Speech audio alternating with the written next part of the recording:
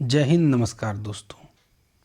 यह जो वीडियो आप देख रहे हैं सांख्यिकी चैप्टर का, यह गणित का एक इम्पॉर्टेंट चैप्टर है जिससे हर प्रकार के एग्ज़ाम, चाहे वो झारखंड टेट हो, सी टेट हो या कोई भी स्टेट टेट हो, चाहे 7th क्लास का हो, चाहे 8th क्लास का हो, चाहे 9th क्लास का हो या 10th क्लास का एग्ज़ाम हो, जिसे हम मैट्रिक के भी नाम से जानते हैं, उसमें भी पूछा जाता है। ये जो सांख्यिकी चैप्टर है उसके प्रश्न इस वीडियो में आपको मिलेगा। 7, 8, 9, 10th का जो NCERT के बुक का निचोड़, खास करके सांख्यिकी चैप्टर का, इस वीडियो में आप सीख पाएंगे सांख्यिकी की परिभाषा को, उसे निकालने के फॉर्मूले को और कैसे उसका इम्पोर्टेंस होता है, प्रयोग होता है। इसमें आप माध्य जानेंगे, माध्यिका जानेंगे, बहुलक जानेंगे, परिसर, उच्च सीमा, बारंबारता, निम्न सीमा, मिलान चिन्ह, टैली मार्क, वर्ग अंतराल, वर्ग माप, वर्ग चिन्ह और भी कई चीज़ें। तो बने रहिए वीडियो के अंत तक और देखिए कि आज का वीडियो हमने कैसा आपके लिए लाया है। पसंद आए तो एक लाइक कीजिए। लाइक करके आप हमें कमेंट करके बता सकते हैं कि आपको वीडियो कैसा लगा। हर वीडियो की तरह ये वीडियो भी आपको अच्छी लगेगी तो चैनल को सब्सक्राइब करके बेल आइकन दबा लीजिए, ताकि जैसे ही मैं एक वीडियो अपलोड करूं आपको नोटिफिकेशन चला जाए। तो चलिए शुरुआत करते हैं। पहले हम जानते हैं सांख्यिकी क्या है। सांख्यिकी, जिसको स्टैटिक्स के नाम से भी हम जानते हैं। सांख्यिकी गणित की वह शाखा है जिसमें आंकड़ों का संग्रहण, प्रदर्शन करने के कई तरीके हैं। हम उसे एक बारंबारता बंटर सारणी द्वारा बता सकते हैं, हम दंड आलेख के द्वारा उसे बता सकते हैं, हम आयत चित्र के द्वारा, हम उसे पाई चार्ट के द्वारा, या और भी कई माध्यम होते हैं जिसके द्वारा उसे हम प्रदर्शन कर सकते हैं। वर्गीकरण कर सकते हैं हम, और उसके गुणों का आकलन का अध्ययन भी कर सकते हैं। किसमें? सांख्यिकी चैप्टर में। तो सांख्यिकी क्या है? गणित का एक शाखा है। दूसरे शब्दों में कहें तो सांख्यिकी जो है एक गणितीय विज्ञान है। इसमें किसी भी वस्तु, अवयव मतलब जो उसके पार्ट होते हैं, वो तंत्र, समुदाय से संबंधित आंकड़ों का संग्रहण, विश्लेषण, व्याख्या या स्पष्टीकरण और प्रस्तुति की जाती। किसमें? सांख्यिकी में। पहला सवाल है आपके लिए, आंकड़ा किसे कहते हैं? पहला सवाल क्या है? पहला सवाल है, आंकड़ा किसे कहते हैं? आंकड़े, ये देख लीजिए किसे कहते हैं। तो गुणात्मक या मात्रात्मक चर के मानों को, समुच्चय को आंकड़ा या दत्त या डेटा कहते हैं। फिर से समझिए, गुणात्मक या मात्रात्मक, ये आप समझ लीजिए पहले। गुणात्मक का मतलब होता है जो मल्टीपल होते चला जाता है, या मात्रात्मक, मात्राएं क्या होती है? वो हिंदी वाली मात्राएं नहीं, 1, 2, 3, 4, ये उसका आंकड़ा। लेकिन कैसा?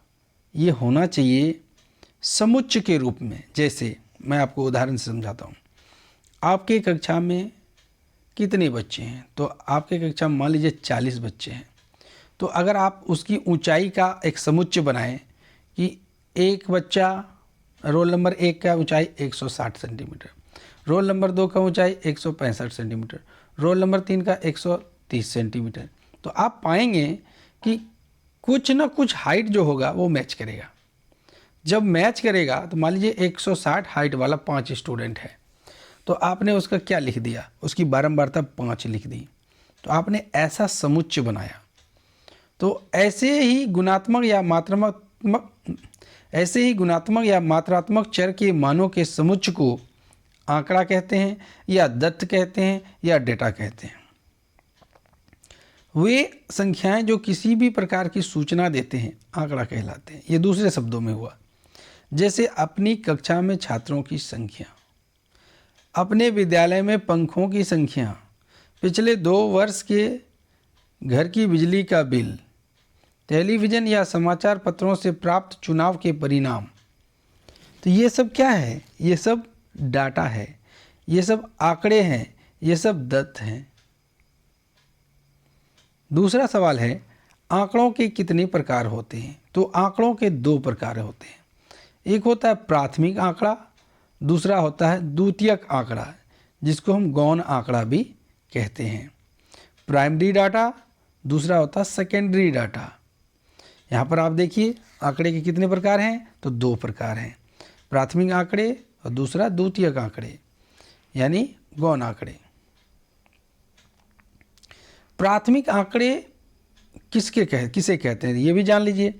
तो प्राथमिक आंकड़े वे आंकड़े होते हैं जिन्हें अनुसंधानकर्ता स्वयं एकत्र करते हैं या अनुसंधानकर्ता द्वारा नियुक्त प्रगणक स्वयं एकत्र करते हैं। कहने का मतलब इसमें आपको खुद से करना पड़ता है। मान लीजिए एक टीचर है, उसे काम मिला है कि जाओ भाई जनगणना का काम है, तो वो खुद से कर रहा है या किसी ने उसे डिपोट किया है, तो वो एकत्र जो आंकड़ा करेगा वो प्राथमिक आंकड़ा कहलाएगा। यह आंकड़े किसी व्यक्ति से प्राप्त पहली जानकारी होते हैं जो किसी प्रकार का संशोधित नहीं होता है। ये आंकड़े ओरिजिनल होते हैं, मौलिक होते हैं, ये किसी की कॉपी नहीं होती, मतलब नकल नहीं होता है।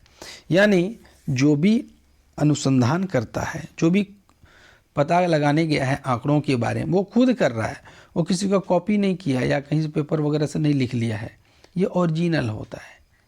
जैसे जनसंख्या, जनगणना वाला बताया हमने, उत्पादन की मात्रा, कुल लाभ, कुल लागत इत्यादि, ये सब खुद से करना पड़ता है। दूसरा है गौण आंकड़ा, जो आंकड़े अनुसंधानकर्ता द्वारा स्वयं एकत्र न करके किसी संस्था या व्यक्ति की सहायता या अन्य स्रोत से एकत्र किए जाते हैं, उन आंकड़ों को द्वितीयक या गौण आंकड़ा कहते हैं। यानी वो खुद से नहीं करता है, वो कहीं से, जैसे कि मान लीजिए कोई कामचोर आदमी है, उसको कहा गया जनगणना करने के लिए, उसने क्या किया, किसी मित्र की मदद मांगी, अरे तुम कैसे किया, उसी में थोड़ा सा 19-20 करके हम भेज देते हैं, तो ये क्या होगा, ये गौण आंकड़ा होगा। जैसे सरकारी, मान लीजिए सरकार द्वारा कोई रिपोर्ट जारी हुआ और हम उस आंकड़े को एकत्र कर रहे हैं, तो वो तो हमें पहले से है ना, उसी को हम ले रहे हैं। अर्ध सरकारी, अंतर्राष्ट्रीय, निजी प्रकाशन, समाचार पत्र, गैर सरकारी प्रलेखों द्वारा एकत्र किए जाते हैं, उन्हें द्वितीयक स्रोत कहते हैं। यदि आपको पता चली कि झारखंड के नए राज्यपाल सीपी बने, है कि नहीं, तो ये आपको कैसे पता चला? ये खुद से तो आपने किया नहीं, ये पता चला हमें किसी स्रोत से, तो ये हमारा हो गया द्वितीयक। नेक्स्ट है अगला प्रश्न, वर्ग अंतराल 72-82 की उच्च सीमा। तो यहाँ पर आपको दो डाटा दिख रहा होगा, एक 72 और एक 82। उच्च का मतलब हाई वाला, बड़ा वाला। तो किसी वर्ग अंतराल का ऊपर का मान उस वर्ग अंतराल की ऊपरी सीमा कहलाता है। तो जैसे कि यहाँ वर्ग अंतराल दिया हुआ 72 और 82, तो 82 इसकी उच्च सीमा है, क्योंकि 72 और 82 में बड़ा कौन है, 82 है।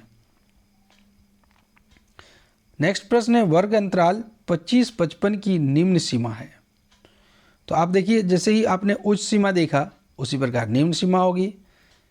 किसी वर्ग अंतराल का नीचे का मान उस वर्ग अंतराल की निम्न सीमा कहलाता है।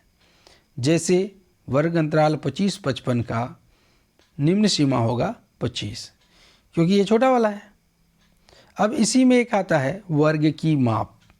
वर्ग अंतराल 25-55 के वर्ग की माप ज्ञात करें, यानी जो वर्ग का जो हाइट है वो आपको निकालना है। तो यहाँ पर देखिए 25-55 है और गलती से यहाँ पर 40-70 हो गया, कोई बात नहीं, प्रोसेस सेम रहेगा। तो आप समझ लीजिए वर्ग अंतराल क्या का जो ऊपर का मान तथा नीचे का मान का डिफरेंस निकाल देंगे तो उसे कहेंगे हम वर्ग की माप। तो चलिए मैं इसका निकाल के दिखाता हूँ 25-55 का। तो 25-55 में देखिए 55 - 25 कर देंगे तो कितना हो जाएगा, 30 हो जाएगा। तो ये वर्ग की माप हुआ कि नहीं हुआ। उसी प्रकार यहाँ 40-70 में देखिए वर्ग की माप। एक बात और बता दूं, ये जो अंतर होता है इसका मतलब घटाव नहीं होता है, घटाव नहीं होता, अंतर का मतलब होता है डिफरेंस। कितना होता है, डिफरेंस होता है। तो डिफरेंस आप देख लीजिए कितने का डिफरेंस है, 40 से 70 में 30 का डिफरेंस है। अगर घटाव होता तो इसका मान -30 हो जाता। तो हमें यहाँ माइनस की बात नहीं करनी है, हमें डिफरेंस देखना कितना का है।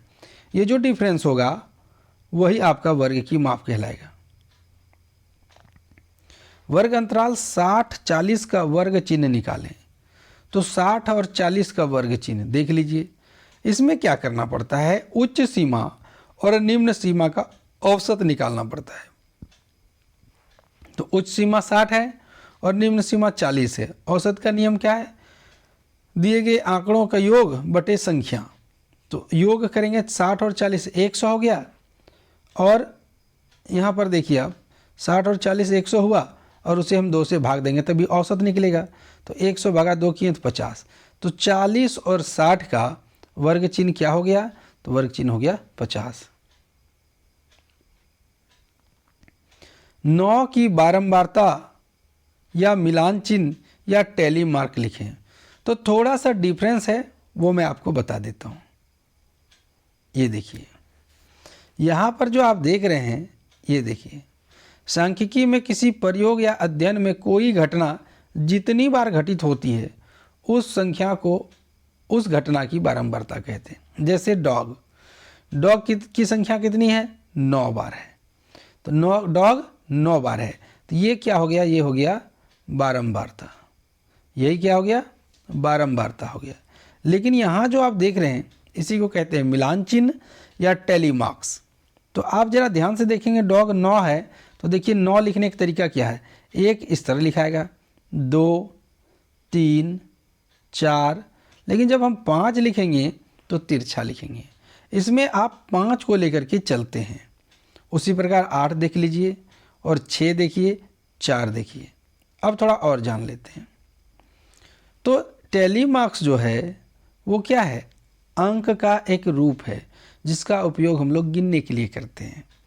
टैली मार्क को लिखने का सामान्य तरीका 5 के ग्रुप, ये कितने में चलता है, ये हमेशा 5 के ग्रुप में चलता है। ज़्यादा से ज़्यादा कम होगा तो 4 2 3 1 हो सकता है, 0 इसमें नहीं लिखा जा सकता।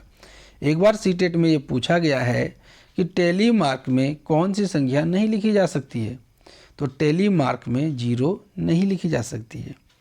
पहली 4 रेखाएं लंबवत होती है, ये देखिए 4 तक यहाँ तक चलेगा, लेकिन जैसे ही 5वीं लिखने की ज़रूरत होगी तो पहले का शीर्ष और चौथे का ये पॉइंट, नीचे वाला पॉइंट, फिर से देखिए पहले का शीर्ष और इसका आखिरी पॉइंट, इसे जब हम मिला देंगे तो ये हमारा 5 हो जाएगा। अब है 5 9 20 2 8 15 4 का माध्य ज्ञात करें।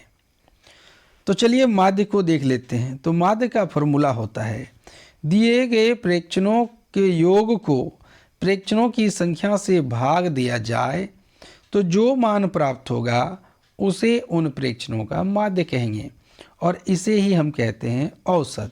इसे ही हम क्या कहते हैं, औसत कहते हैं। माध्य को ही औसत कहते हैं। तो जो प्रेक्षणों का योग है, हमने योग किया, देखिए 5 जोड़ 9 जोड़ 20 जोड़ 2 जोड़ 8 जोड़ 15 जोड़ 4, तो जोड़ने पर हो गया कितना, 63। और संख्या कितनी है इसकी, 1 2 3 4 5 6 7, तो नीचे लिख दिए 7। अब दोनों को जब हम भाग देंगे 7 9 63, तो हमारा क्या आंसर निकल के आया, यानी ये जो हमारे पास आंकड़े दिए गए थे 5 9 20 2 8 12 15 4, इसका माध्य हो गया 9। 20 2 18 16 4 3 का माध्यक या, देखिए माध्यक या माध्यिका ज्ञात करें। तो माध्यक या माध्यिका किसको बोलते हैं, तो जो भी आपको आंकड़ा दिया हुआ है, जैसे 2 3 4 16 18 20, ये हमने सीरियल कर दिया, उसे आप या तो आरोही क्रम में सजा दीजिए या अवरोही क्रम में सजा दीजिए। तो जो बीच में प्रेक्षण आएगा उसी को माध्य या माध्यिका कहते हैं। जब आप आरोही या अवरोही में सजाएंगे तब, तो ये सजाने का 2 तरीका है। तो पहला कि अगर संख्याएं सम हो, यदि सम संख्याएं हो तो 1 2 3 4 5 6, तो 6 क्या है, सम संख्या है, तब आपको क्या मिलेगा, बीच में 2 ठो मिलेगा। आरोही क्रम में सजाने के बाद देखिए 4 और 16 2 ठो मिला। अब हमें क्या करना है, इन दोनों को जोड़ करके 2 से भाग दे देना है। तो 16 4 20 भागा 2, तो हमारा क्या आ गया आंसर 10। परीक्षा में कैसा आएगा ये देखिए, अगर संख्या सम है तो क्या करेंगे, n/2, तो n/2 कीजिए, कितना आया 3। फिर से साफ करने दीजिए एक बार। सबसे पहले आप देखिए कि कितने फ्रैक्शन दिए गए हैं। तो मान लीजिए फ्रैक्शन दिया गया 6, तो इसको कीजिए 2 भाग, तो कितना आया 3। तो तीसरा टर्म तो होगा ही, तीसरा टर्म होगा, और उसके बाद एक टर्म और बढ़ गया है, तो और चौथा टर्म, ये देखिए तीसरा टर्म और चौथा टर्म, इन दोनों का किसका किसका टर्म, तीसरा टर्म और चौथा टर्म, इन दोनों का माध्य निकाल दीजिए। जो निकलेगा वो माध्यिका कहलाएगी। यानी कॉमन भाषा में समझिए कि बीच में जो 2 ठो बचा है उसको जोड़ के 2 से भाग दे दीजिए। नेक्स्ट है 20 3 17 15 5 6 8 का माध्यक या माध्यिका ज्ञात करें। वही सवाल है, लेकिन इस बार n का मान विषम है। पहले 6 थे, अब हो गया 7। जैसे 1 2 3 4 5 6 7, तो 7 भागा 2 करेंगे तो हमारा कितना आएगा 3 आएगा 1.5। तो 3 आपको छोड़ने हैं और ये वाला आपको लेना है। इसको कैसे बनाया जाता है कि n टर्म में 1 जोड़ दिया जाता है और 2 से भाग, तो हमारा हो गया 8/2। तो आंसर निकल के आया 4। तो 4 जो आया वो चौथा टर्म आया। n/2 को समझिए फिर से, 7 टर्म इसमें थे, 1 जोड़ दिए 2 से भाग, तो हो गया 8/2।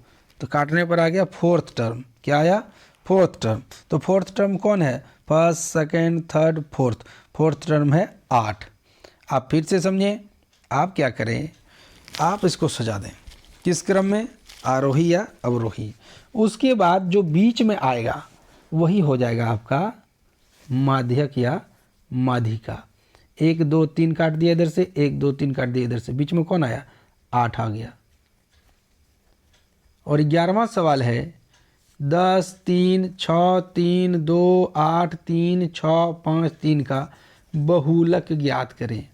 देखिए आपको याद होगा एक वचन और बहुवचन, बस आपको यही याद रखने हैं कि जो आंकड़ा या जो मान सबसे अधिक बार आया है, तो आंकड़े यहाँ पर दिए हुए आपके यहाँ पर देख लीजिए, और इसमें आपको ढूंढने हैं कि सबसे अधिक बार कौन आया है। तो आप देखिए 3 1 2 3 बार आया है और एक 4 बार। 3 कितनी बार आया है 4 बार। तो जो लिखेंगे हम कि सबसे अधिक बार आया है 4, तो बहुलक क्या हो गया 4। समझ गए आप, 3 नहीं होगा, वो मिसप्रिंट है। 12वां सवाल है केंद्रीय प्रवृत्ति की मान किस में होती है। तो देखिए केंद्रीय प्रवृत्ति की मान को पहले समझ लेते हैं। केंद्रीय प्रवृत्ति की माप या मान उस बिंदु या मूल को कहते हैं जिसके पास अन्य बिंदुएं या मूल्य का जमाव होने की प्रवृत्ति पाई जाती है। कहने का मतलब कोई एक ऐसा संख्या होगा या कोई ऐसा एक मान होगा जिसके आसपास सारी चीज़ें चक्कर लगाने लगेंगी। इसे ही हम केंद्रीय प्रवृत्ति की माप कहते हैं। इसे सांख्यिकी माप भी कहा जाता है। अतः हम पाते हैं कि माध्य, माध्यिका और बहुलक तीनों ही में केंद्रीय प्रवृत्ति की माप पाई जाती है। चलिए अगले प्रश्न को देखते हैं। 13वां प्रश्न है प्रथम 5 पूर्ण संख्याओं का औसत ज्ञात करें। इसमें हम न सिर्फ आपको औसत बताए हैं, साथ में हमने आपको ये भी बताया है कि पूर्ण संख्या क्या होती है। पूर्ण संख्या वैसी संख्याओं को कहते हैं जो शून्य से शुरू होकर अनंत तक जाती है। जैसे 0 1 2 3 4 5 6 7 8 9 ... और अनंत को अगर हम साइन में लिखें तो इस प्रकार लिखा जाता है। तब हमें क्या कहा है कि प्रथम 5 ठो। तो प्रथम 5 ठो क्या है 0 1 2 3 4 है ना 5 ठो, और उसका औसत अभी हमने शुरू में औसत बताया। सबको जोड़ लीजिए और संख्या से भाग दे दीजिए। जोड़ने पर आया 10 और उसको हम भाग देंगे 5 से, तो कितना हो गया 2। चलिए अगले प्रश्न को देखते हैं।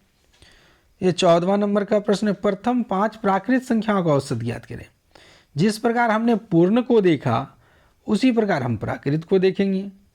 तो जिस प्रकार पूर्ण संख्या शून्य से शुरू होकर अनंत तक जाती है, उसी प्रकार प्राकृत संख्या 1 से शुरू होकर अनंत तक जाती है, और इसे हम कहते हैं प्राकृत संख्या। इसे क्या कहते हैं? प्राकृत संख्या कहते हैं। तो ये शुरुआत होगा 1 2 3 4 5 6 7 8 9 dot dot dot dot dot, है ना। तो जब हमें प्रथम 5 बोला है, 5 तो लेंगे हम, 1 + 2 + 3 + 4 + 5/5, जोड़ने पर हुआ 15 भागा 5, आ गया आंसर 3। और इस वीडियो का आखिरी सवाल है, प्रथम 5 सम संख्याओं का औसत ज्ञात करें। इस वीडियो को देखने से पहले एक बार फिर से आग्रह है कि अगर चैनल को सब्सक्राइब नहीं किए हैं तो कर लीजिए, बेल आइकन को भी दबा लीजिए और बताइए हमें कमेंट करके कि वीडियो कैसा लगा। मैथ के और वीडियो चाहिए तो आप हमें ज़रूर कमेंट करें। तो चलिए इसका सवाल देखते हैं और इसका जवाब भी। सम संख्या किसको कहते हैं? वैसी संख्या जो 2 से पूर्णतया विभाजित हो, वह सम संख्या कहलाती है। कैसे पहचानेंगे? जिसके इकाई स्थान पर 0 2 4 6 8 हो, वो सम संख्या कहलाएगी। तो प्रथम 5 ले लेते हैं हम। तो प्रथम 5 में हमारा आएगा 2 से, 2 4 6 8 10, इनका योग करेंगे तो हो गया 30।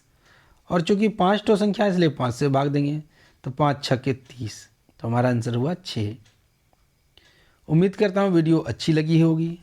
अगर अच्छी लगी तो ज़्यादा से ज़्यादा शेयर करें। धन्यवाद।